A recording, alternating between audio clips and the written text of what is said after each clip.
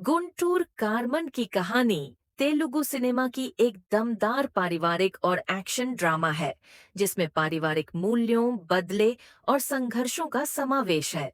रवा वजा सुखानी की शुरुआत 1998 में आंध्र प्रदेश के गुंटूर जिले में डोक्का मार्क्स बाबू और लेनिन बाबू नाम के दो भाई क्षेत्र के सबसे बड़े माफिया सरगना होते हैं। दोनों अपनी शक्ति का दुरुपयोग करके लोगों को डराते हैं और उनकी संपत्तियां छीन लेते हैं। कहानी तब एक बड़ा मोड़ लेती है जब ये दोनों भाई भोगिनेनी सत्यनारायण उर्फ रॉयल सत्यनारायण की मिर्ची फैक्ट्री को आग लगा देते हैं। इस घटना में सत्यनारायण का बेटा वीरा वेंकट रामणा उर्फ रामणा गंभीर रूप से घायल हो जाता है और अपनी बाईं आंख की आंशिक दृष्टि खो देता है। सत्यनारायण का पूरा परिवार इस घटना के बाद बिखर जाता है। सत्यनारायण की पत्नी वसुंधरा अपने पिता व्यरा वेंकट स्वामी के पास हैदराबाद चली जाती है और वहीं अपने चचेरे भाई नारायण से शादी कर लेती है। अमा कहानी का वर्तमान 2023। 25 साल बाद वसुंधरा अब एक सफल कानून मंत्री बन चुकी है, लेकिन उनका बेटा रामणा अपने पिता के साथ हुए अन्याय को भुला नहीं पाया है। रामणा बचपन से ही बहुत गुस्सैल और न्यायप्रिय स्वभाव का होता है। उसे उसकी मां वसुंधरा ने कभी स्वीकार नहीं किया क्योंकि वह अपनी नई जिंदगी में रम गई थी।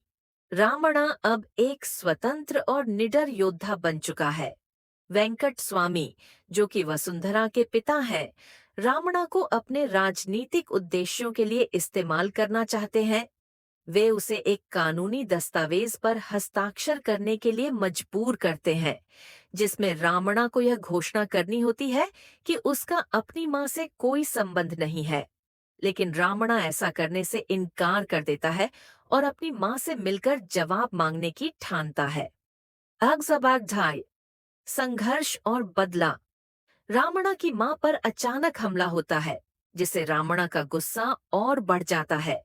उसे पता चलता है कि इस हमले के पीछे डोक्का भाइयों का हाथ है, जो अब भी गुंटूर में अपना साम्राज्य चला रहे हैं। रामणा अपने पिता के साथ हुए अन्याय और अपनी मां की उपेक्षा का बदला लेने के लिए डोक्का भाइयों का सामना करता है। साकासा परिवार का पुनर्मिलन। रामणा अपनी मां वसुंधरा को यह एहसास दिलाता है कि उसने अपने बेटे और पति से दूरी बनाकर कितनी बड़ी गलती की है। धीरे धीरे वसुंधरा और रामणा के बीच की दूरी खत्म होती है। अंत में रामणा और वसुंधरा अपने परिवार को वापस गुंटूर लेकर जाते हैं, जहां वे अपने पुराने दुश्मनों का सामना करते हैं। फिल्म का क्लाइमैक्स दमदार एक्शन और इमोशनल सीन्स से भरा है। रावणा अपने परिवार की प्रतिष्ठा और सम्मान को वापस लाने के लिए अपनी जान की बाजी लगा देता है। चांदारीस आर मुख्य संदेश। फिल्म पारिवारिक मूल्यों, संघर्षों और बदले की एक भावनात्मक कहानी है।